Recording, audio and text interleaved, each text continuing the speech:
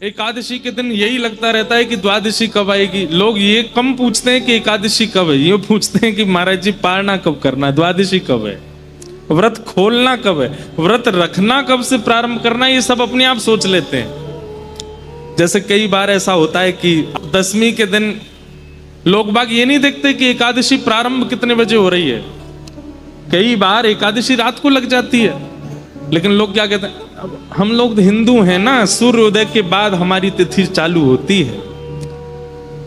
कई लोग रात में 12 बजे भी पा लेते हैं, सुबह उठ के 3 बजे भी पा लेते हैं कि कल एकादशी, जिनसे भूख सहन नहीं होती वो ऐसा कर लेते हैं। तो एकादशी प्रारंभ कब करनी है इसकी इतनी चिंता नहीं होती है, वो तो सुबह जब उठेंगे तब से एकादशी है, लेकिन पूरी कब करनी है इसका विचार जरूर कर लेते हैं। ऐसी एकादशी काम की नहीं जिसमें आपको भार लगता हो एकादशी धरने में। एकादशी कौन सी श्रेष्ठ कि जिस दिन दशमी आवे उस दिन इतने उत्साह और इतने उत्सुक हैं कि कल एकादशी है, कल तो और दिन से ज्यादा ठाकुर जी का स्मरण करना है, कल तो और दिन से ज्यादा भगवत स्मृति करनी है। साधन सब एक तरफ हैं, पर उन साधनों में यदि उत्साह का पुट नहीं लगाया गया है तो वो साधन भगवत प्राप्ति नहीं कराएगा। अब सुबह से हम बैठे हैं, 8 बजे से 9 बजे से दीक्षा दे रहे हैं, हमसे भी पहले से लोग बाग यहां बैठे, 6 बजे से बैठे, एक अन्न का दाना खाया नहीं, ना उन्होंने ना हमने। यहाँ दीक्षा दिए, दीक्षा देकर के हम दौड़ के गए, स्नान करके कपड़े बदले, तुरंत यहाँ आए। हालत खराब हो जाती है व्यक्ति की, इतना परेशान हो जाता है, इतना थक जाता है, लेकिन क्यों बैठे हैं, क्यों इतने आनंद में हैं, क्यों कथा चल रही है, क्यों सुख मिल रहा है, उत्साह। चाहे जन्माष्टमी हो, चाहे राधाष्टमी हो, चाहे एकादशी का व्रत हो, चाहे नवरात्रि के व्रत हो, चाहे घर में कोई आप हिंडोला उत्सव कर रहे हैं, पलना उत्सव कर रहे हैं, फूल बंगला उत्सव कर रहे हैं, उसमें व्यवस्था कितनी अच्छी की गई है ये प्रधान नहीं है, आप उत्साहित कितने हो।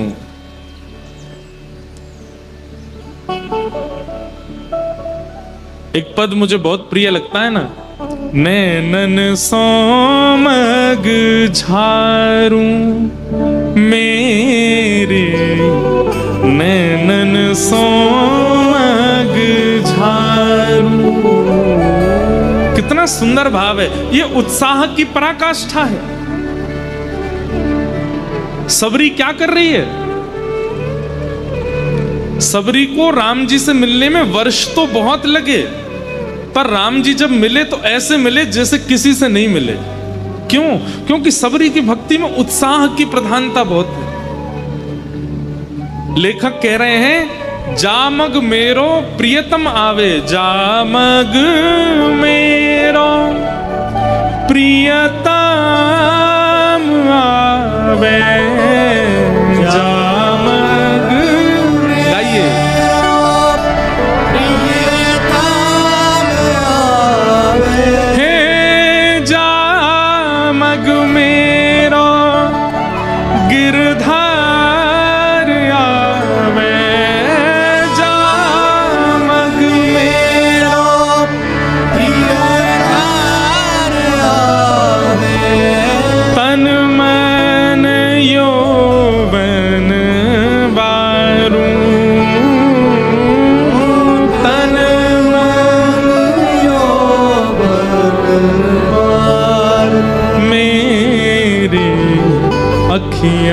सोमग झारू मेरी अखियाँ सोमग झारू। प्रेम की पराकाष्ठा कैसी होती है भैया, जिस गली में प्रियतम रहता है ना वो गली ही अच्छी लगने लगती है। प्रियतम का घर तो बहुत दूर की बात है, राधा रमण मंदिर बहुत दूर की बात है, जहां से राधा रमण जी की गली शुरू होती है ना वो गली ही अच्छी लगने लगती है। कल कोई सोशल मीडिया पे फोटो डाल दे वृंदावन की और बस गली का चित्र डाल दे और कुछ नहीं डाले, आप देखते अरे ये तो श्री गोपीनाथ बाजार की गली, राधा रमण जी जाने वाली गली तो यही है, वो गली ही अच्छी लगने लगती है।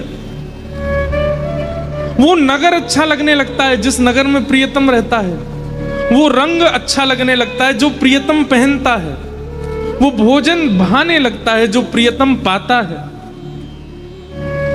प्रियतम से प्रेम है, उसके नेत्र, उसकी नासिका, उसके बोल, उसके वचन, उसके आव भाव, उसके अंग प्रत्यंगों से प्रेम है, केवल उनसे प्रेम है, ये प्रेम नहीं कहलाता। आपको केवल राधा रमण जी प्रिय लगते हैं, उनका सर्वांगीण अंग प्रिय लगता है, उनकी त्रिभंगी चाल प्रिय लगती है, उनके आभूषण प्रिय लगते हैं, उनका मुकुट प्रिय लगता है, ये प्रेम नहीं है। राधा रमण जी से संबंध रखने वाली छोटी से छोटी वस्तु प्रिय लगने लग जाएगी। अरे कहां तक कहें, हमारे श्री प्रबोधानंद जी महाराज, जिन्होंने वृंदावन रसामृत ग्रंथ की रचना की, वे तो कहते हैं कि वृंदावन की सीमा के भीतर से चेंटी भी आती है ना, तो उसको भी प्रणाम करते हैं। बोले क्यों? बोले वृंदावन ते आ रही है, ये भी प्रणाम। धन धन वृंदावन की चेंटी, धन धन वृंदावन के बंदर, धन धन वृंदावन के मेढक, सब धन्य हैं। क्यों? वृंदावन में रहते हैं, वहां रहते हैं जहां हमारा प्रियतम रहता है। कई बार ऐसे लोग मिलते हैं, उनको केवल प्रेम इसलिए होता है कि आप ब्रज से हैं, आप ब्रजवासी हो, इसीलिए वो आपसे प्रेम करते हैं कि आप ब्रज से हो। और यही प्रीति की रीत है। केवल हमारा प्रियतम प्रिय है, वो प्रेम संसारी हो सकता है, लेकिन प्रियतम से संबंध रखने वाली हर वस्तु उतनी ही प्रिय है जितना प्रियतम, ये प्रेम कहलाता है। वो गली प्रिय लगती है, वो नगर प्रिय लगता है, वो रंग प्रिय लगता है, वो वस्त्र प्रिय लगता है, जिसका संबंध ठाकुर जी से है। क्या कह रहे हैं लेखक? जामग मेरो गिरधर आवे, जिस मार्ग से मेरे ठाकुर जी आवे, उस मार्ग पे तन मन यौवन वारूं, मेरी पलकन सो मग झारूं। मग मतलब रास्ता, ये प्रेम है।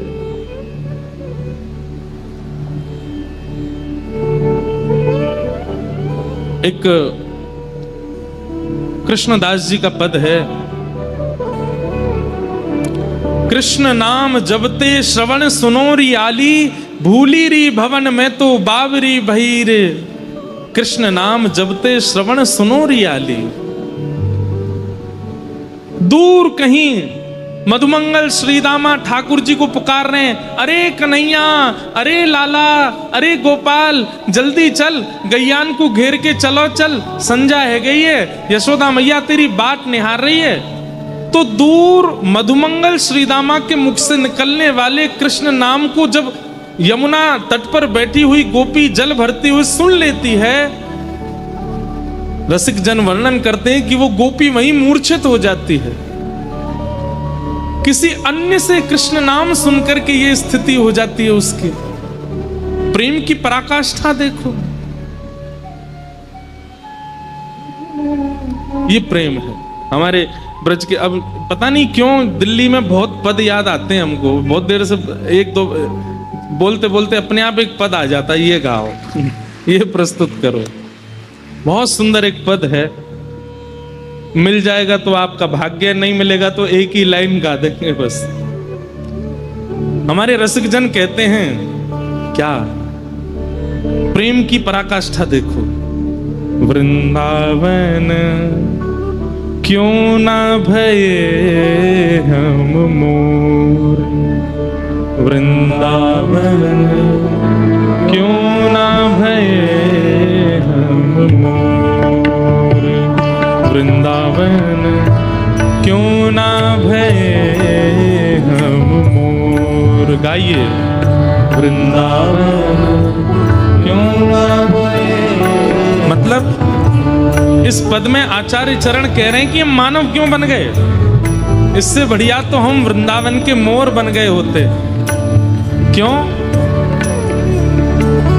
करत निवास गोवर्धन ऊपर, करत निवास गोवर्धन ऊपर, करत निवास गोवर्धन ऊपर करत निवास गोवर्धन हे करत निवास गोवर्धन ऊपर करत निवास। और क्या करते? हे निरखत नंद किशोर, हाँ निरखत नंद किशोर। इतनी संख्या में आप लोग हो, अगर इतनी संख्या में लोग एक साथ इस पद का गान करेंगे ना, तो ठाकुर जी को वृंदावन छोड़ के आना पड़ेगा यहाँ पे। लेकिन आप लोग क्यों इसका फायदा नहीं उठा रहे हो? इतनी संख्या में हो, पुकारो प्रेम से। करत निवास गोवर्धन ऊपर करत निवास गोवर्धन ऊपर निरखत नंद किशोर।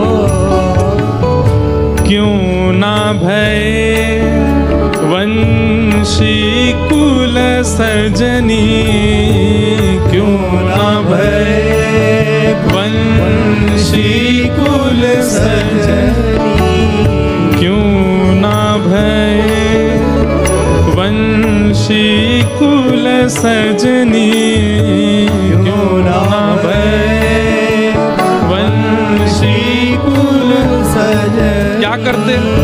अधर पिबता घन घोर,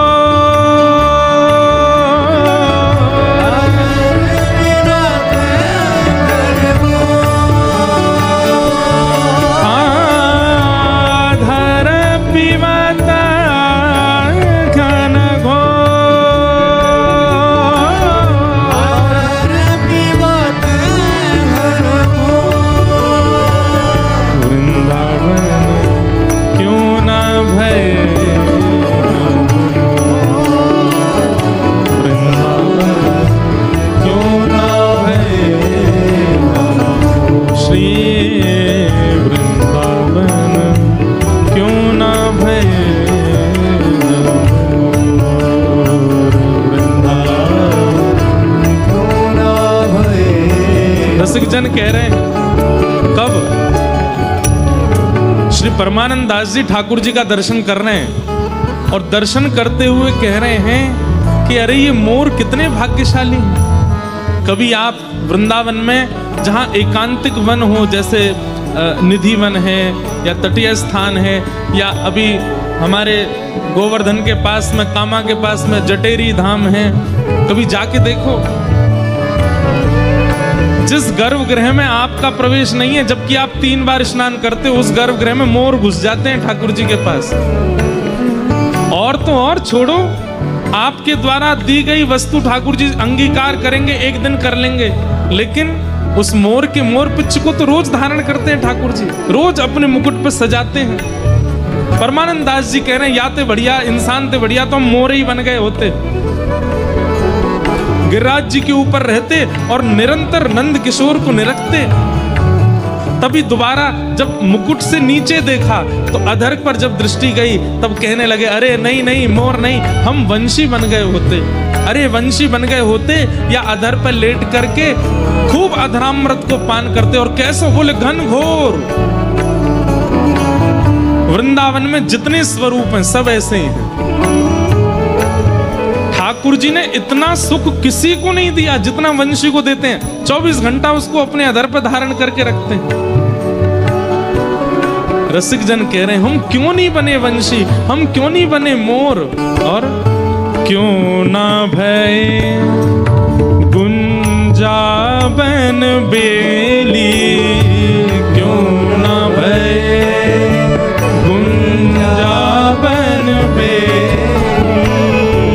क्यों ना भय गुंजावन बेली, क्यों ना भय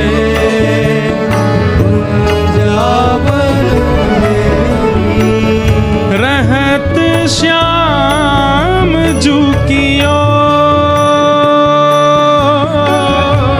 रहत श्याम जू की। हमारे राधा वल्लभ लाल जी के सेवायत पधारे हैं। श्री राधा वल्लभ लाल जी अभी ग्रीष्म काल में और सावन में पुष्प का श्रृंगार तो सब जगह ही होता है। हमारे राधा रमन जी तो इतने छोटे से पड़ जाते हैं कि उनके पुष्पों की गुंजा माला यहाँ लटक नहीं पाती। पर श्री राधा वल्लभ जी के देखो आप मुकुट पे ऐसे सुंदर सुंदर गुंजा माला लटकी रहती हैं, सुंदर सुंदर गुच्छे पुष्पों के लटके रहते हैं यहाँ पे। तो उस समय ऐसा अनुभव किया करो जब श्याम सुंदर चलते होंगे तो इनका कितना सौभाग्य, ऐसे गालों से स्पर्श होते होंगे, आगे पीछे जाकर के ठाकुर जी के अधर का, ठाकुर जी के गालों का स्पर्श करते होंगे। और कभी कभी आगे भी आ जाते होंगे तो ठाकुर जी, अब जैसे यहाँ पे कोई बोल रहा है, अब मधुमंगल यहाँ पे बोलो तो ठाकुर जी बातें यूं बात करते होंगे। और जब ऐसे करते होंगे तो फिर पुष्प को हाथ से उठाते होंगे। कितना सौभाग्य इसका। परमानंदास जी कह रहे हैं क्यों ना भय गुंजावन बेली, क्यों ना भय गुंजावन बेली, हे रहत श्याम की ओर, रहत श्याम की ओर, हे परमानंद दास को ठाकुर, परमानंद दास को ठाकुर, स्वर निकालो, परमानंद दास को ठाकुर, परमानंद दास को ठाकुर, गोपिन को चित चोर, गोपिन को चित चोर, गोपिन को चित चोर, गोपिन को चित चोर, श्री वृंदावन क्यों ना भय,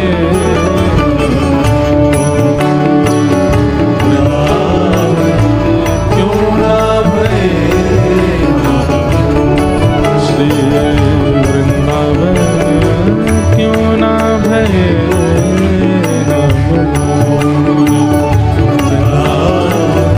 क्यों ना भय, वृंदावन क्यों ना भय, क्यों ना भय।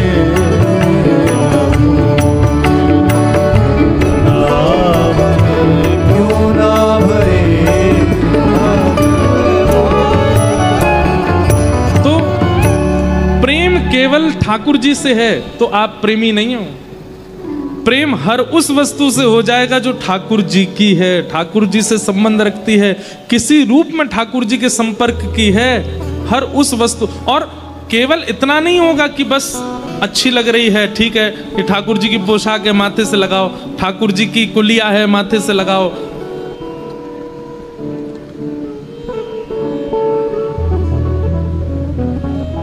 एक बात कहें, ठाकुर जी की कोई वस्त्र प्रसादी आपको कभी मिलती है, इत्र प्रसादी मिलती है, उस सब का प्रयोग तो सब जानते हैं।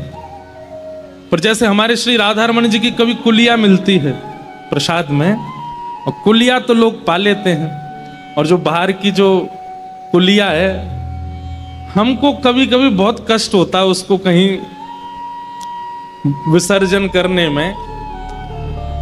मैंने किसी आचार्य से पूछा तो नहीं इसके बारे में, लेकिन एक चरित्र मैंने पढ़ा था, वहां मुझे इसका उत्तर मिला। क्योंकि कुलिया कहीं ना कहीं ठाकुर जी के सन्मुख पधराई गई है। पुजारी जी, हमारे गोस्वामी जी भीतर से लेके आते हैं, गर्भगृह से लेके आते हैं कुलिया। तो कुलिया का कितना बड़ा सौभाग्य है, वो मिट्टी के पात्र का, वो राधारमण जी के पास से आया है। हमारे राधा वल्लभ जी की जब प्रसादी आती है, कढ़ी भोग हो, खीर भोग हो, सब कुल्लड़ में आता है, मिट्टी के बर्तनों में आता है। अब उसको विसर्जित करने में कभी कभी बड़ा कष्ट होता है। क्या करें? दो क्रिया कर सकते हैं, और ये हमको उत्तर मिला था श्री माधवेंद्र पुरी दास जी के चरित्र में, जिनके लिए भगवान ने खीर की चोरी की, खीर चोरा गोपीनाथ। तो कहते हैं कि जब खीर चोरा गोपीनाथ जी ने खीर चुरा करके माधवेंद्र पुरी दास जी को भिजवाई, तो माधवेंद्र पुरी दास जी ने खीर तो पाई, वो कुल्हड़ अपनी जेब में धर लिया, और रोज उस कुल्हड़ के एक तिनका को पाते थे, रोज उसको पाते थे। और कभी अगर मन होता तो उसके ज्यादा से तिनका को टुकड़ा को लेके घिस देते, जैसे ब्रज रज लगाते हैं ऐसी उसकी थोड़ी सी रज जैसी बन जाती, और उसको ऐसे चंदन की तरह यहाँ पधरा लेते। तो कभी ठाकुर जी की प्रसादी अगर ऐसे पात्रों में मिलती है तो उसको भी विसर्जित मत करो, उसको कहीं ना कहीं व्यवस्थित कर दो। दोना मिलते हैं, पत्तल मिलते हैं, उनको आप पूरा सुखा करके उसको पूरा चूरा बना करके अपने घर में जो गुलदस्ता है या अपने घर में जो जहाँ पे पेड़ पौधे लगे हैं वहां उनको पधरा दो। उनको वहां मत पधराइए जहां दुनिया भर की झूठन कूटन डाली जाती है। इतने प्रेम से ठाकुर जी की वस्तु, अब प्रेम यदि ठाकुर जी से हुआ है तो एक एक वस्तु से होगा, तभी प्रेम है। और जाको ऐसो ही है कोई बस राधा वल्लभ जी प्रिय लग रहे हैं, बिहारी जी बढ़िया लग रहे हैं, तो फिर बात तो का ही समझानो, उन्हें देख के राजी हेले करो। कई लोग ऐसे हैं वो ब्रजवासियों को 10 गाली देते हैं, ब्रजवासी ऐसे, ब्रजवासी ऐसे, हमें तो बिहारी जी के दर्शन करने, तुम पीछे भागो, ब्रजवासियों ने ऐसा कर रखा है। अरे ब्रजवासी ने ही प्रेम ना भयो तो ठाकुर जी तक कैसे? आपको हो गया होगा, ठाकुर जी को आपसे नहीं हुआ है। ठाकुर जी को आपसे प्रेम होगा तो आपको ठाकुर जी के संबंध की हर वस्तु प्रिय लगेगी, चाहे जो हो। वृंदावन क्यों ना भये हम मोर, वृंदावन क्यों ना भये परमानंद दास को ठाकुर, परमानंद दास को ठाकुर, गोपिन को चित चोर,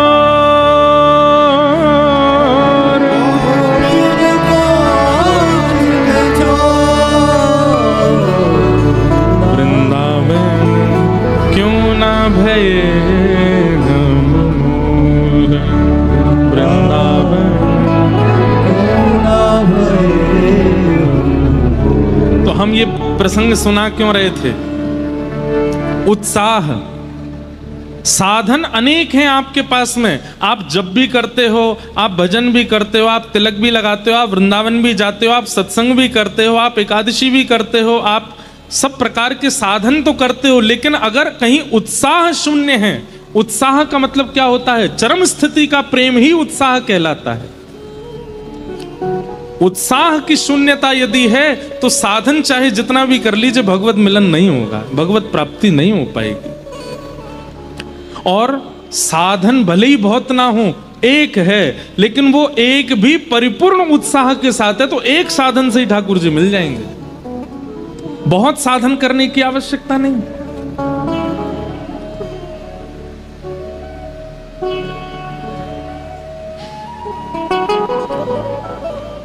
तो आप सबके उत्साह को प्रणाम। इतनी देर से आप लोग बैठे हैं इसलिए हम कह रहे थे उत्साह प्रदान होना चाहिए।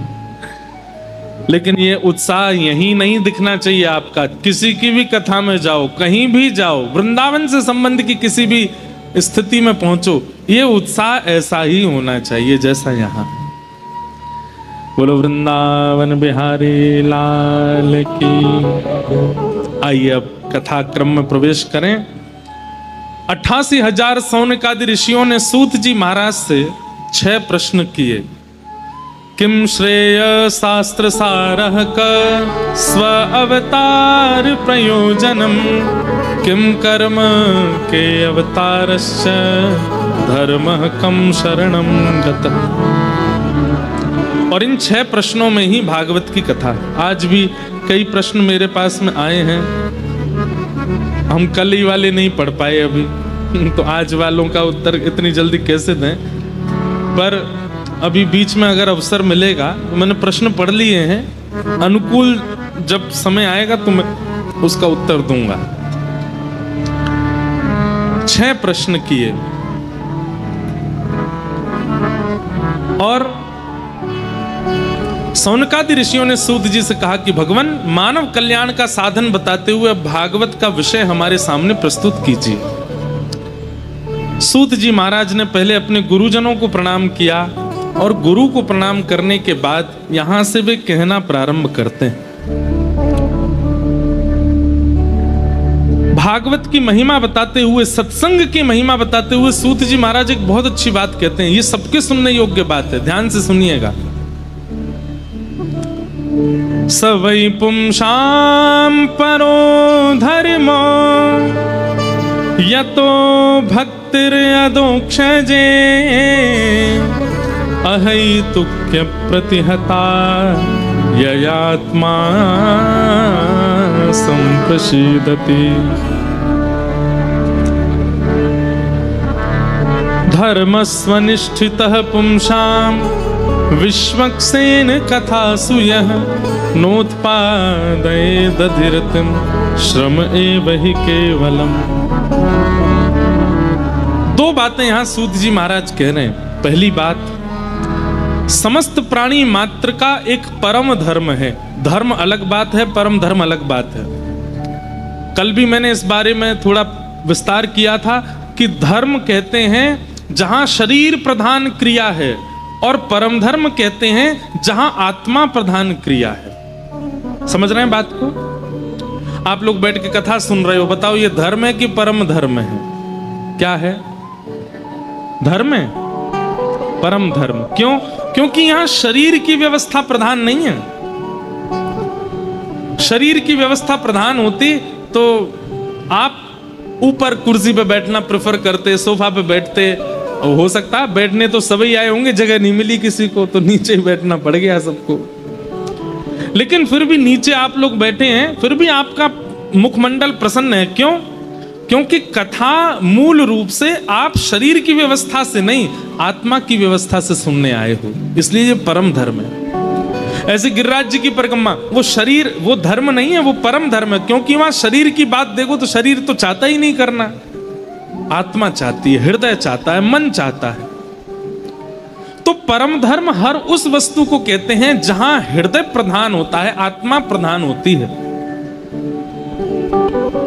लेकिन यहां पर सूत जी महाराज कह रहे हैं प्राणी मात्र का परम धर्म है क्या? यतो भक्तिर अदोक्षजे। और कैसी भक्ति? बोले अहैतुकी। अहैतुकी भक्ति किसको कहते हैं?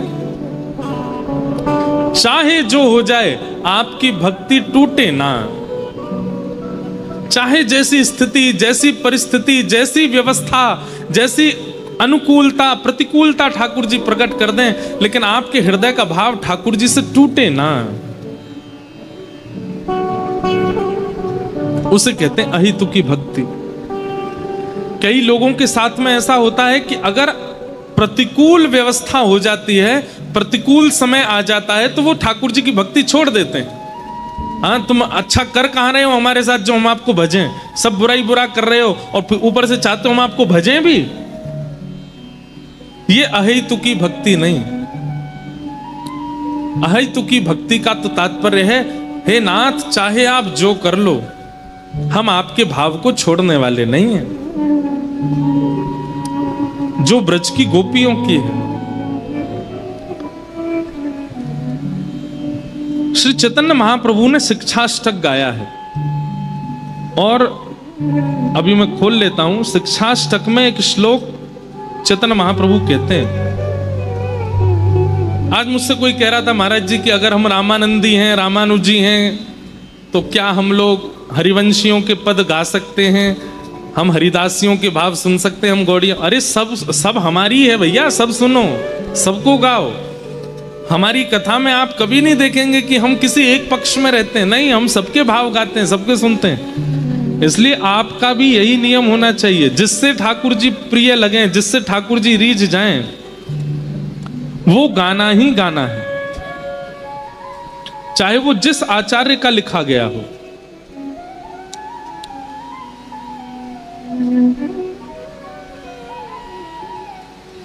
तो शिक्षाष्टकम में एक गोपी भाव को प्रस्तुत करते हैं श्री चैतन्य महाप्रभु, और वहां आप निवेदन करते हुए कहते हैं कि हे नाथ,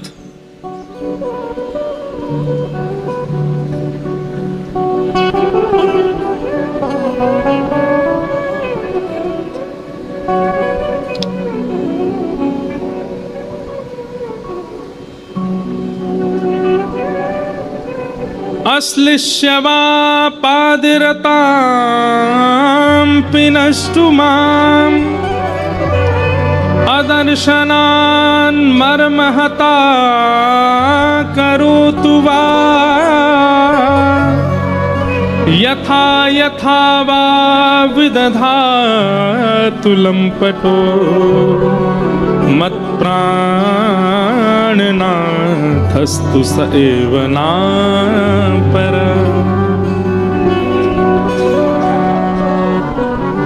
आश्लिष्यलस्य वा पादरतां पिनष्टु माम्। श्री चैतन्य महाप्रभु कहते हैं, एक गोपी का भाव प्रकट करते हुए कहते हैं, गोपी कह रही है ठाकुर जी से कि हे श्याम सुंदर, आप चाहो तो हमसे दूर हो जाओ, आप चाहो तो अपने पैर तले हमको रौंद दो, आप चाहे हमारे साथ जितना भी बुरा कर लो, आप चाहे हमें तड़पता छोड़ जाओ, आप चाहे हमें विलगता छोड़ जाओ, लेकिन हमारी एक बात सुन लीजिए श्याम सुंदर, क्या? मत प्राणनाथस्तु स एव नापर। मेरे प्राणनाथ आप ही रहोगे, आप ही रहोगे, आप ही रहोगे। मैं आपको छोड़ किसी और को भज नहीं सकता।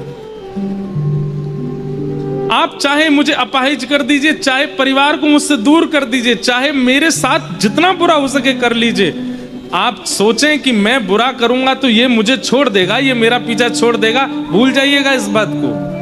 आप चाहे जो कर लीजिए, हम आपको छोड़ने वाले नहीं हैं। मत प्राणनाथस्तु स एव नापर। आप ही मेरे प्राणनाथ रहोगे, और आपको छोड़ मैं किसी और को भज नहीं सकता, मैं आपका हूं। इस स्थिति को, इस भाव को कहते हैं अहेतुकी भक्ति। क्या कहते हैं, क्या बोलते हैं? और यही अहेतुकी भक्ति कहलाती है परम धर्म। जैसा मैं चाहूं वैसा हरि करें, ये प्रेम नहीं हो सकता। जैसा हरि चाहें कर लें, मैं उसमें प्रसन्न हूं, ये प्रेम है। और श्री सूत जी महाराज आज्ञा कर रहे हैं कि यही परम धर्म है, ऐसी भक्ति करना ही परम धर्म है। भक्ति पथ, या तो इस मार्ग पर चलिएगा नहीं, और यदि चलना प्रारंभ करो तो इसी भाव से कीजिएगा, नाथ हम तैयार हैं, आप चाहे जो कर लो, हम आपको छोड़ने वाले नहीं हैं, आपको त्यागने वाले नहीं हैं। कई सिर फिरे प्रेमी होते हैं ना संसार में, कई सिर फिरे प्रेमी होते हैं। उनका प्रेम कैसा होता है? एक तरफा प्यार। तुम चाहे जो कर लो, तुम चाहे मुझसे बात मत करो, तुम चाहे मुझसे मिलो मत, तुम चाहे मेरी तरफ देखो नहीं, पर मैं तो तुमसे ही प्रेम करूंगा। अब संसार में अगर ये प्रेम करते हैं तो फिर FIR भी हो सकती है, सामने वाला आपकी FIR कर देगा, देखो पीछे पड़ा है मेरे, मैं कॉलेज जाता हूं या कॉलेज जाती हूं, ये पीछे पीछे चलता है मेरे, तो FIR भी हो सकती है। इसलिए अगर ऐसा स्वभाव प्रेम का आपके चित्त में, तो राधारमण जी के पीछे पड़ जाओ, वो FIR नहीं कर पाएंगे, उन पे है ही नहीं, और वो FIR करेंगे भी नहीं, वो करना चाहते भी नहीं है। हमारे ठाकुर जी FIR नहीं करते। ठाकुर जी क्या करते हैं, जैसी पता चली कोई पीछे पड़ गया है तो फिर उसके जीवन के सारे भविष्य को निकालते हैं। इसका भविष्य कैसा है, चलो इसमें थोड़ी छेड़छाड़ करो, नहीं थोड़ा यहाँ से उछालो, यहाँ पे गिरा दो, यहाँ पे इसके संग ऐसा कर दो, ऐसा कर दो, अब देखते हैं भाग जाएगा, देखना उल्टे पैर लौट जाएगा। कई लोग लौट जाते हैं तो ठाकुर जी हंसते हैं। कभी कभी हमें लगता है कि राधारमण जी हंसते हैं, उनकी दतुइयां क्यों दिखती हैं। उस दिन ठाकुर जी को लगता होगा कि पीछे पड़ा था कोई बहुत दिन से, आज उसकी परीक्षा ली, लौट गया वापस, तो ठाकुर जी हंसते हैं, वाह देखो लौट गया। और कभी कभी जोर से हंसते हैं तो इसलिए हंसते होंगे कि किसी की खूब परीक्षाएं ले ली फिर भी छोड़ के नहीं गया, तो ठाकुर जी और प्रसन्न होते हैं, ये है पक्का, दे सामने खड़ा अभी भी। इसलिए एक बात तो याद रखिएगा, अगर भक्ति का पथ चुना है तो तूफान तो बहुत आएगा, बस छोड़िएगा नहीं ठाकुर जी को। उसे ही प्रेम कहते हैं, वही प्रेम की चरम अवस्था है। सवै पुंसाम परो धर्मो यतो भक्ति अदुक्षजे अहै तुक्य प्रतिहता ययात्मा संप्रसीदति।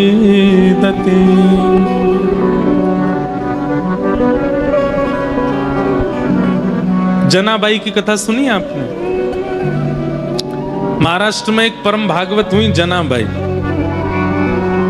उनकी कथा कई बार सुनाई है मैंने, लेकिन जनाबाई के साथ में ठाकुर जी ने कैसी लीला की सुनो। जनाबाई श्री नामदेव जी के घर पर रहती थी। नामदेव एक महाराष्ट्र के बहुत बड़े संत हुए, तो नामदेव जी के यहां रहती थी। पूरे दिन तो नामदेव जी के घर में सेवा करती थी। बहुत ध्यान से सुनिएगा सब लोग, इधर देख के सुनो। पूरे दिन तो नामदेव जी के यहां सेवा करती थी और शाम को नामदेव जी कीर्तन करते थे और उस कीर्तन में असंख्य वैष्णव नृत्य करते थे, लेकिन एकमात्र जनाबाई को ठाकुर जी दिखाई देते थे। नामदेव जी जब कीर्तन करते तो ठाकुर जी नाचते हुए आते थे और खूब जोर से नाचते थे। कहते हैं श्री जनाबाई मंदिर नहीं जाती थी, तो नामदेव जी ने एक दिन टोका, ए जना तू मंदिर क्यों नहीं जाती? बोले मंदिर वो जाएं जिनको ठाकुर जी बाहर नहीं मिलते, मुझसे तो रोज मिलने आते हैं। आप जब शाम को कीर्तन करते हो इतने सारे वैष्णव आते हैं, तब बीच में पीताम्बरी पहन करके विठोबा भी आते हैं, विठल भी आते हैं और आके नृत्य करते हैं। तो सब लोग सोचते थे छोटी लाली है ऐसी बात बनाती है, लेकिन ये वास्तविकता थी। ठाकुर जी आते थे, रोज नाचते थे। एक बार एकादशी थी, बहुत भीड़ लगती है पंडरीनाथ भगवान के दर्शन की एकादशी के दिन। तो जनाबाई आज नामदेव जी से क्या बोली, आज एकादशी है, बोले तो और दिन से आज कीर्तन थोड़ा कम कीजिएगा। बोले क्यों? बोले आप कीर्तन करोगे, विठोबा आएंगे, वो सुबह से थके हुए हैं, और आप बहुत जोर जोर से कीर्तन करोगे तो वो नाचेंगे, और वो नाचेंगे तो पहले से थके हुए और थक जाएंगे। इसलिए मेरी प्रार्थना आज कीर्तन कम करना। तो सब लोग कहते, बोले अरे जना तू कैसी बात करती है, बल्कि आज तो एकादशी, आज तो और दिन से ज्यादा कीर्तन होगा। तो जनाबाई रोती थी, चरण पकड़ लेती थी, बोले मैं आपके हाथ जोड़ रही हूं, आज कीर्तन कम करना, नहीं तो विठोबा के पांव में दर्द हो जाएगा। लेकिन कौन माने, जब तरंग आती है कीर्तन में तो सब नाचते हैं और जोर जोर से नृत्य होने लगा। इतने में ठाकुर जी आ गए, तो जनाबाई सबके पास जा जा करके बोले मत नाचो, बैठो, आप नाचोगे तो विठोबा भी नाचेगा और उसके पांव में दर्द हो जाएगा, बैठो बैठो, सबको बैठाती। ठाकुर जी बोले ए जना तू सबको बैठा मत, नाचने दे। बोले आपके पांव में दर्द हो जाएगा, आप थके हो सुबह से। तो ठाकुर जी कहते तू चिंता मत कर, ये जब सब चले जाएंगे मैं तेरे से पांव दबाने आ जाऊंगा, तू मेरे पांव दबा लियो। तब भी जनाबाई कोने में बैठी बैठी रोती रहती और जब खूब जोर से मृदंग बजती तो कान पे हाथ धर लेती, बोले आज इतनी तेज मत बजाओ, वो देखो कितनी जोर से उछल रहे हैं विट्ठल। जब सब चले जाते, सब सो जाते, रोती रोती जनाबाई पुकारती कब आओगे, मुझे पांव दबाना है। तेल लेकर के बैठती, घी लेके बैठती। फिर ठाकुर जी आते रात को, और रात में जैसे ही ठाकुर जी आते जनाबाई की गोद में पांव धर देते, ले दबा ले। तो फिर जनाबाई ठाकुर जी के पांव दबाती, पांव में घी लगाती और फिर डांटती ठाकुर जी को, तुम मानते नहीं हो ना, मैं इतना मना करती हूँ आपको और उछल उछल के नाचते हो, इतनी जोर से नाचते हो। कुछ खाया आपने? ठाकुर जी बोले हाँ पूरन पूली खाई। अच्छा, और कल क्या खाया था आपने? बोले कल भी पूरन पूली खाई। और परसों क्या खाया? बोले परसों भी पूरन पूली खाई। जनाबाई बोली रोज पूरन पोली खाते हो? बोले मंदिर में यही बनता है, रोज एक सा ही प्रसाद बनता है। तो जनाबाई बोली मैं कुछ और बना के खिलाऊं? तो ठाकुर जी बोले बनाओ। तो जनाबाई बनाने लगी। ठाकुर जी बैठे थे तो जनाबाई बोली बैठने आए हो बस, मेरे छोटे छोटे हाथ हैं, मैं भी तो थक रही हूँ, चलो आओ मेरे साथ बनवाओ। तो ठाकुर जी सब्जी अमनिया कर रहे थे जनाबाई के साथ, ऐसी लीला करते। अब यहां क्या दिख रहा है आप लोगों को? अनुकूलता। ठाकुर जी अनुकूलता दे रहे हैं, लेकिन ऐसा हो ही नहीं सकता कि ठाकुर जी किसी को मिले और प्रतिकूलता ना आवे। एक दिन जनाबाई चक्की पीस रही थी, इतने में ठाकुर जी आ गए और ठाकुर जी आकर के बोले ए जना सुन। बोले हाँ, तेरा मुझे पद बहुत अच्छा लगता है, तू पद बहुत अच्छा गाती, चल मुझे पद सुना दे। तो जनाबाई पद गा रही थी। अब पद तो मुझे याद नहीं, मराठी भाषा का पद है, लेकिन बहुत प्यारा पद है। तो ठाकुर जी, जनाबाई ऐसे चक्की चला रही है और पद गा रही है और ठाकुर जी ऐसे हाथ की टेक लगा करके बढ़िया प्रेम से सुन रहे थे जनाबाई को। धीरे से बीच में ठाकुर जी उठे, बोले ये चक्की पीसना बंद कर, इसकी घर घर आवाज आ रही है ना, तो मुझे तेरे स्वर सुनाई नहीं दे रहे, इसको मत पीसे। तो जनाबाई बोली काम कैसे छोड़ दूंगी, काम तो पूरा करना पड़ेगा ना, और इतना ही तुमको सुनने का मन है, चलो हाथ लगाओ, तुम पीसो, मैं सुनाती हूँ। ठाकुर जी बोले ठीक है मैं पीसता हूँ। ठाकुर जी पीसने बैठे चक्की, बोले तू गा के सुना। सब लोग इधर देखो, विशेष रूप से VVIP वाले, आगे वाले आप लोग ही बहुत डिस्टर्ब करते हो, इधर देखो। ठाकुर जी चक्की चला रहे हैं, जनाबाई गा रही है। अब गाते गाते जना क्या हुआ, ठाकुर जी इतने आभूषण पहन के गए थे, वो आभूषण चक्की से टकरा रहे थे, तो उनमें से आवाज आ रही थी। तो जनाबाई नहीं गा पा रही थी। तो जनाबाई बोली मैंने चक्की छोड़ी तो क्या आप भी कम हल्ला नहीं कर रहे? इतना सारा गहना पहन के आते हो, छम छम छम छम आवाज करते हैं ये सब, इनको उतार दो। तो ठाकुर जी ने सारे गहने उतार करके वहीं धर दिए और प्रेम से चक्की पीसने लगे। जनाबाई गाने लगी। सुनते सुनते पद इतने में ही मंगला के घंटे घड़ियाल बजने लगे मंदिर में। ठाकुर जी तुरंत उठे, अरे जना मंगला का समय हो गया, मैं दौड़ के जाता हूं, मंदिर में पुजारी आ जाएंगे। और ठाकुर जी दौड़ करके गए और मंदिर में जाके ठाड़े हो गए। लेकिन रात में जो गहने पहने थे वो वहीं छोड़े आए जनाबाई के यहाँ। कपाट जैसे सुबह खुले तो ठाकुर जी के श्री अंग पर एक भी गहना नहीं था। और जब वो गहने नहीं मिले,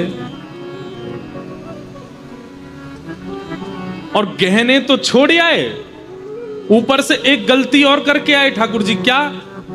ठाकुर जी बोले अगर मैं ऐसे जाऊंगा तो सब पुजारी पहचान जाएंगे। जनाबाई एक काम कर, अपनी सॉल दे दे मुझे। तो जनाबाई की सॉल लपेट के और गए।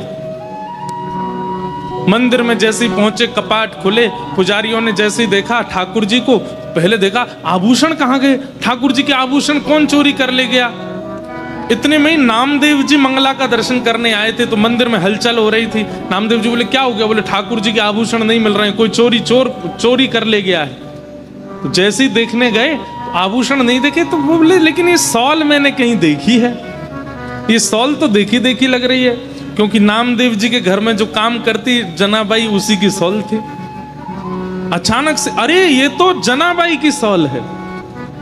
पुजारियों ने जैसे सुना जनाबाई की सॉल, बोले महाराज क्षमा कीजिएगा, आपकी जना ही आई है, और आकर के सब चोरी करके चली गई है ठाकुर जी का, हम उसे छोड़ेंगे नहीं। जनाबाई यहाँ चक्की पीस के सारा आटा इकट्ठा कर रही थी, इतने में सब पंडा पुजारी पहुंच गए और जनाबाई से जाके बोले, ए जना, तेने ठाकुर जी के आभूषण चुराए? अब जनाबाई कुछ बोलती उससे पहले तो पुजारियों को दिख गए कि चक्की के पास में सारे आभूषण रखे हैं।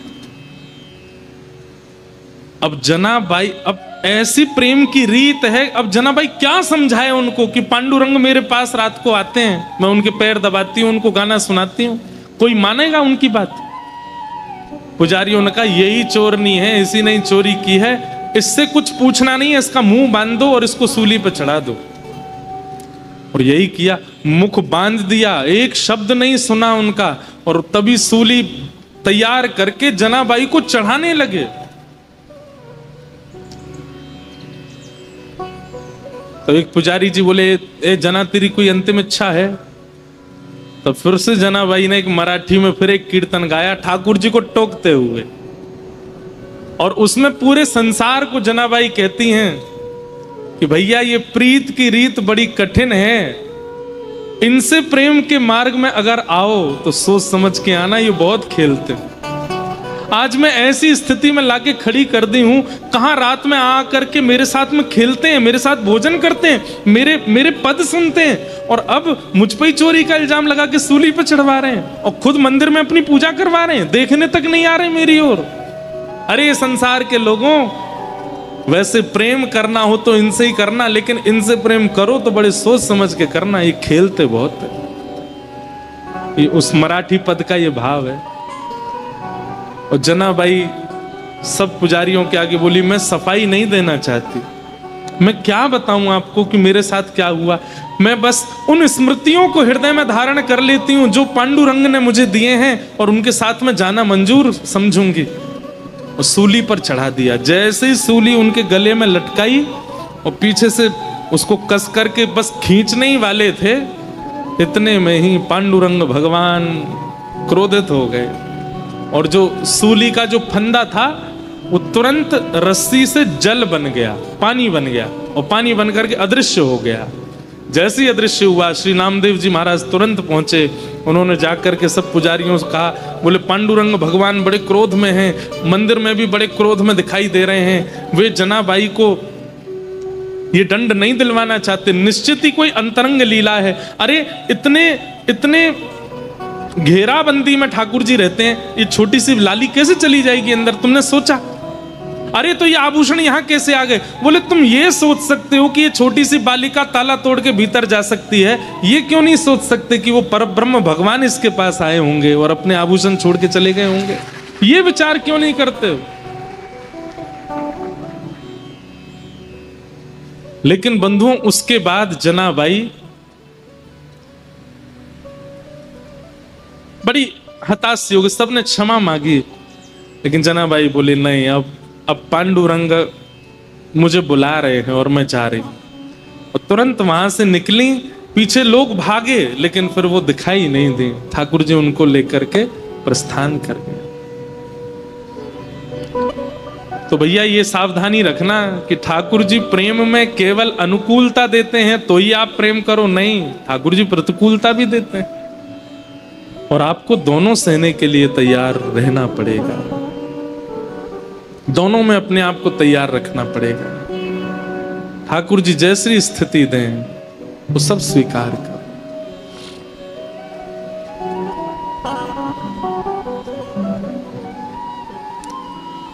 तो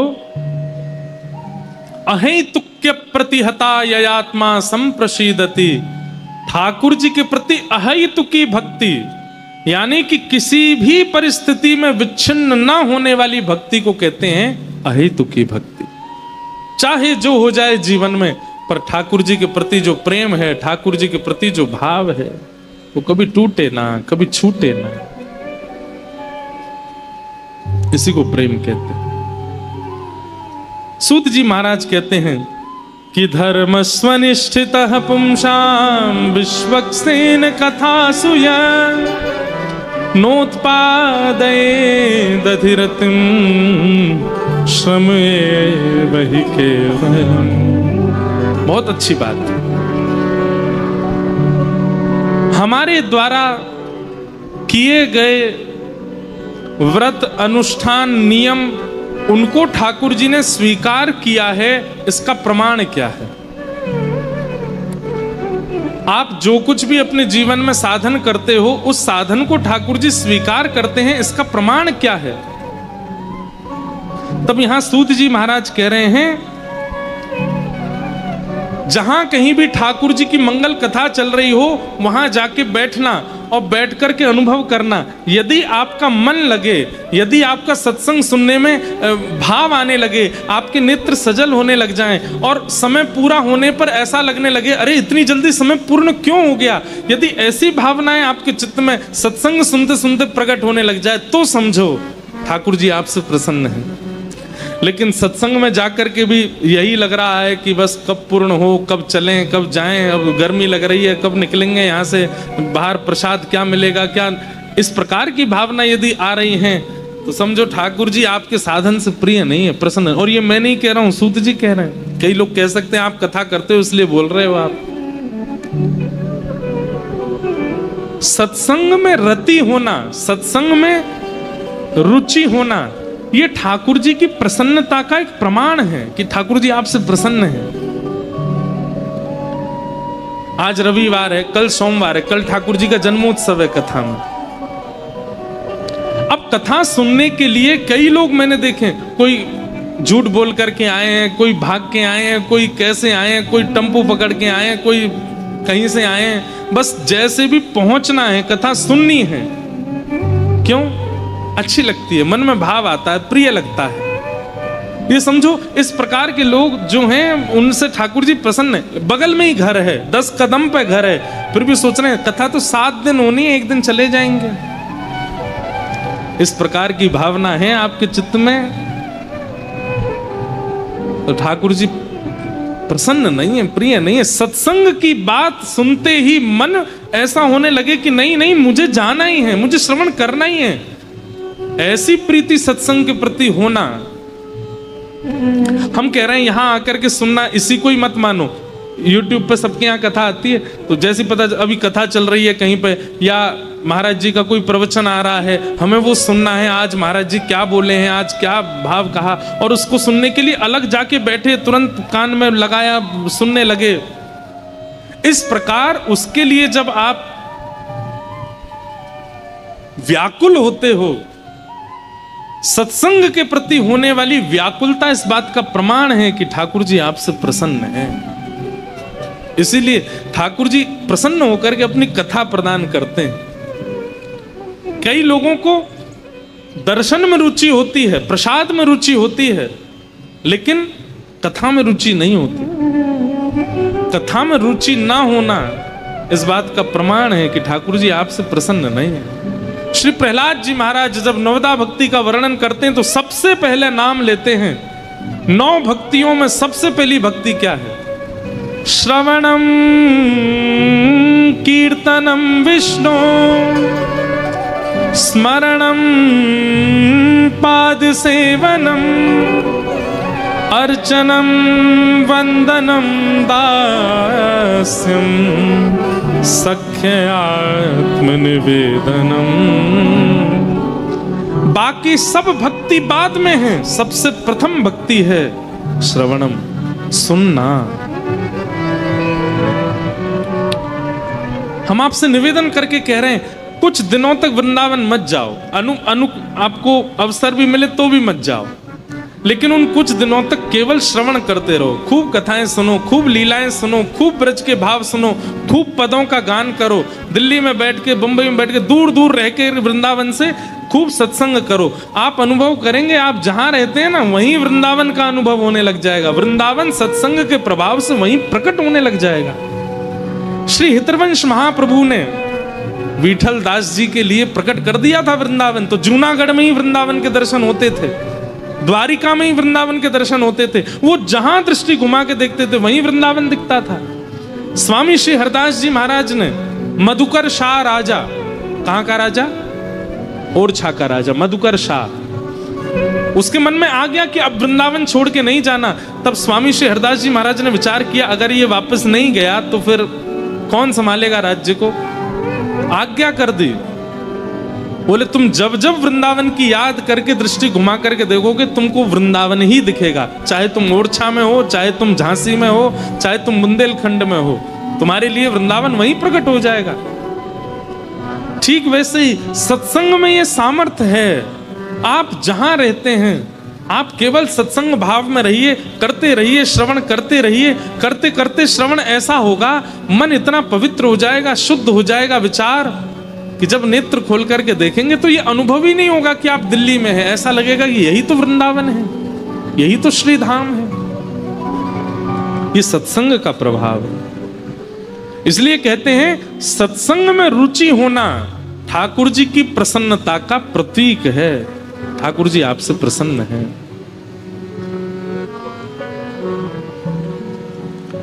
सूत जी महाराज इस प्रकार सब भाव बता रहे हैं और कहते हैं अब मैं तुम्हें भागवत की रचना का विषय बताता हूं।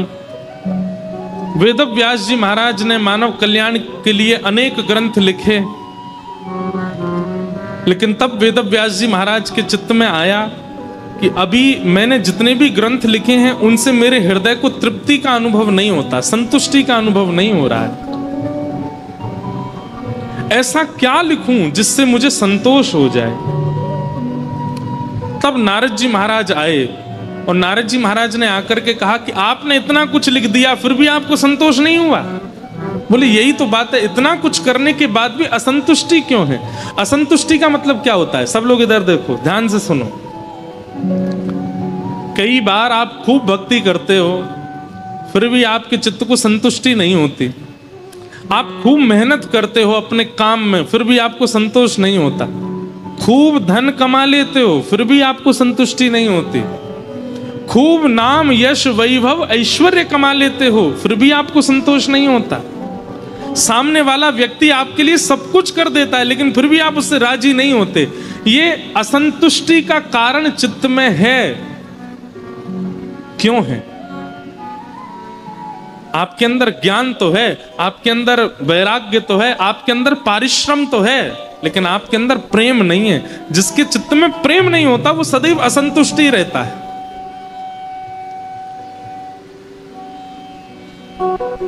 प्रेम विहीन व्यक्ति उसको कभी संतुष्टि नहीं होती। और प्रेमी व्यक्ति कैसा होता है? प्रेमी व्यक्ति कैसा होता है? उसको पीले कपड़े पहना दो उसमें राजी, उसको सफेद पहना दो उसमें राजी, उसको फर्श पर गद्दा लगा के दे दो उस पर सो जाएगा, उसको बिस्तर पर सुला दो वहां सो जाएगा, उसको 56 भोग खिला दो उसमें राजी, उसको केवल नमक से रोटी खिला दो उसमें राजी। ये सब में राजी होने वाला व्यक्ति, सब प्रकार की स्थिति में समत्व को प्राप्त करने वाला व्यक्ति, हम आपको दावे से हस्ताक्षर करके कह सकते हैं वो प्रेमी है, उसके चित्त में प्रेम है। और ऐसे जो लोग होते हैं ना जो हर स्थिति में रह लेते हैं, आप देखो वो प्रसन्न नहीं रहते हैं, उनके मुखमंडल पर एक अद्भुत प्रसन्नता ही रहती है। लेकिन जिनका माथा सुकड़ा रहता है, ये होठ कभी खिलते नहीं हैं, नेत्र कभी प्रसन्न होते नहीं हैं, ऐसे लोगों को दाल कैसी बनी है? बढ़िया बनी है, हींग की कमी है। अरे भाई हींग कौन पता करता है कि हींग है कि नहीं? कई लोग ऐसे देखे उनको ये पता चल जाता है कि इसमें हींग नहीं पड़ी है। मुझे आज तक अनुभव ही नहीं हुआ कि हींग का स्वाद होता कैसा है।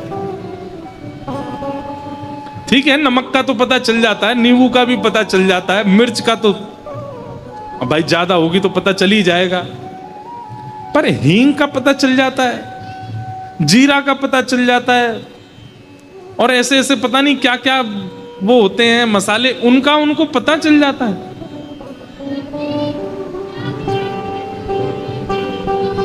क्या कह रहे हैं? हैं? क्या? वाह अब मैं बोलूंगा नहीं सब सुन लेंगे, जिनने नहीं सुना अच्छा कुछ ऐसा नहीं कहा उन्होंने तो अब मैं क्या बोलूं, ये तो गलत बात हो गई यहाँ पे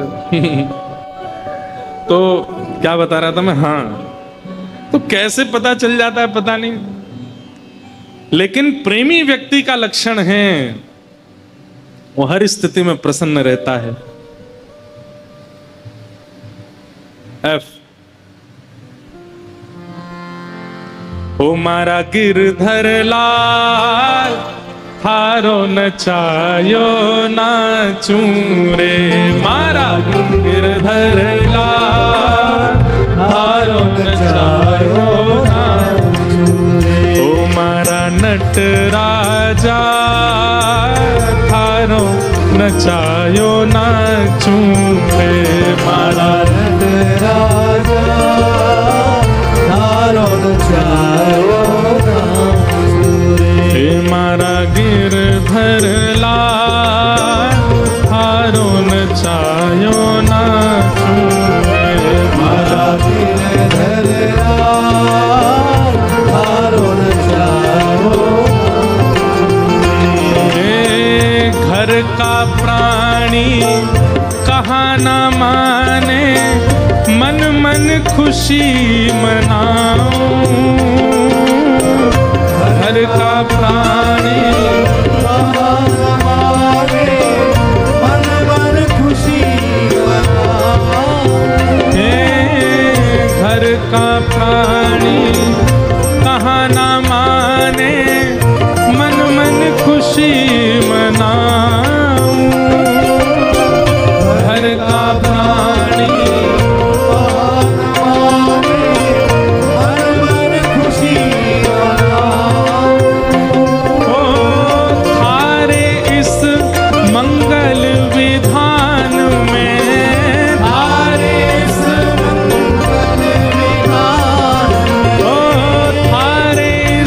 मंगल विधान में, थारे इस मंगल विधान में काहे टांग अड़ाऊं।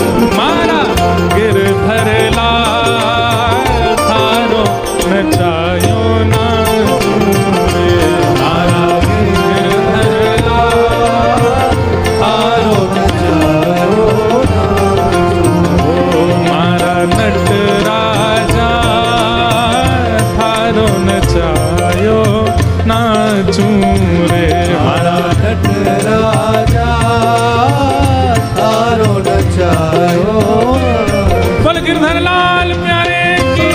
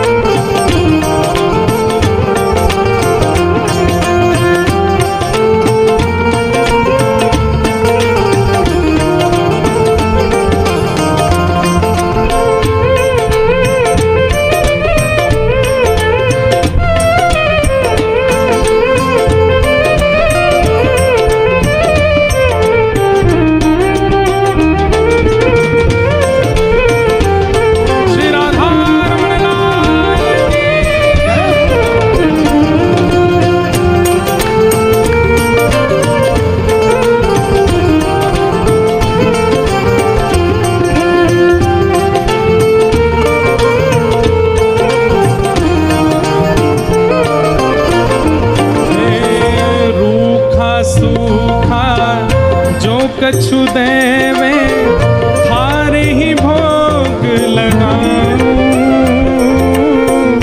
रूखा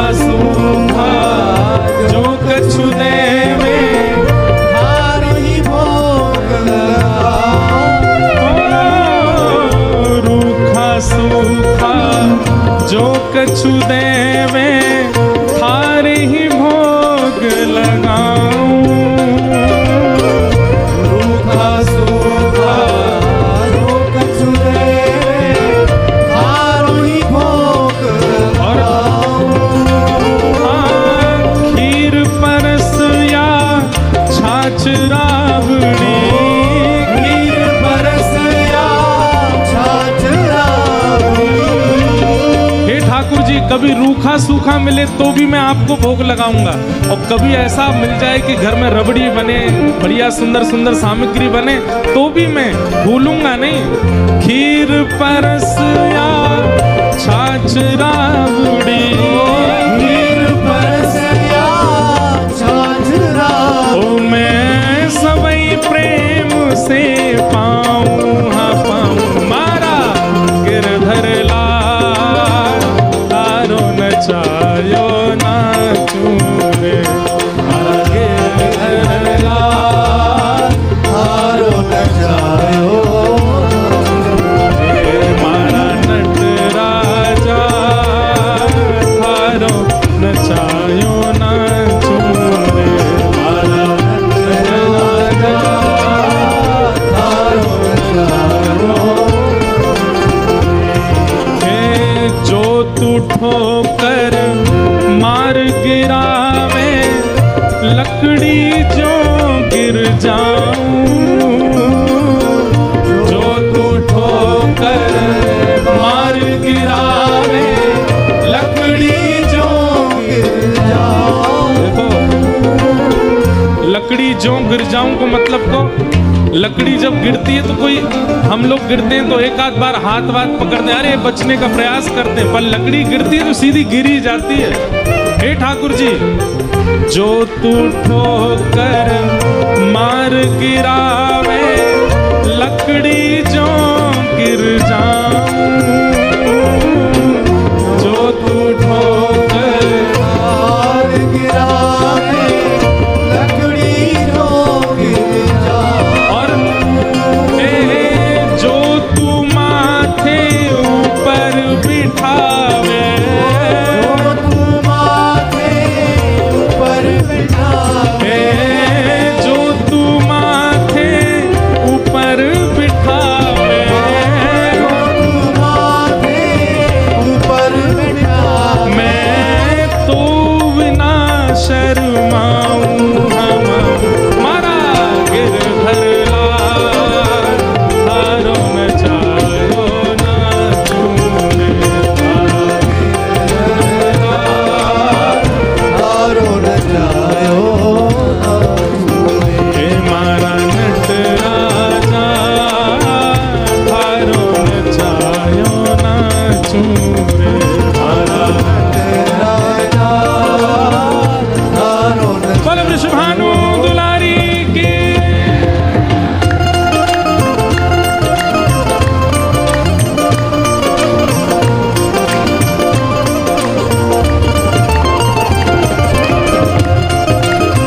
श्री गिरिराज धरण की, श्याम सुंदर श्री यमुने महारानी की।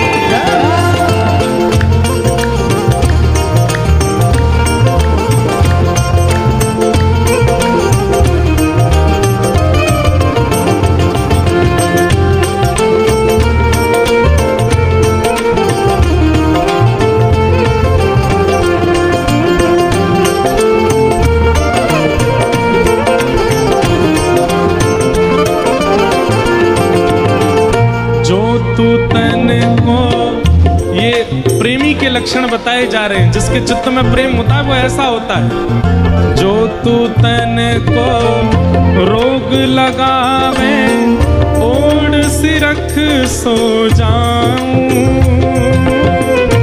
जो तू तन को रोग लगावे, ओढ़ सिरक सो जाऊं, हाँ, जो तू तन को रोग लगावे, ओढ़ सिरख सो जाऊं, जो तू तन को रोग लगावे, ओढ़ सिरक सो जाऊं, हाँ, जो तू काल रूप बन आवे, जो तू काल रूप बन आवे।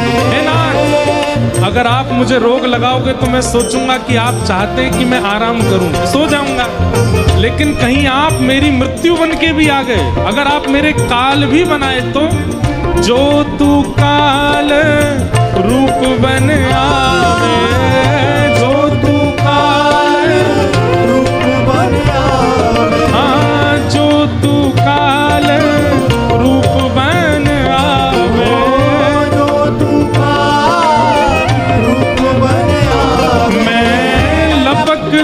गोद में आऊं मारा गिरधर लाल थारो नचायो नाचूं रे मारा गिरधर लाल थारो नचायो रे मारा नटराजा थारो नचायो नाचूं रे मारा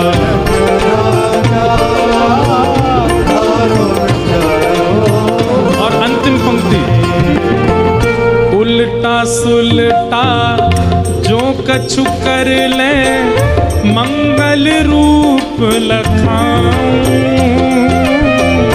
उल्टा सुलटा जो कछु कर ले मंगल रूप लखाऊं ओ मैं तो मंगल रूप लखाऊं मैं तो मंगल रूप लखाऊं ओ उल्टा सुलटा जो कछु कर ले मंगल रूप लखाऊं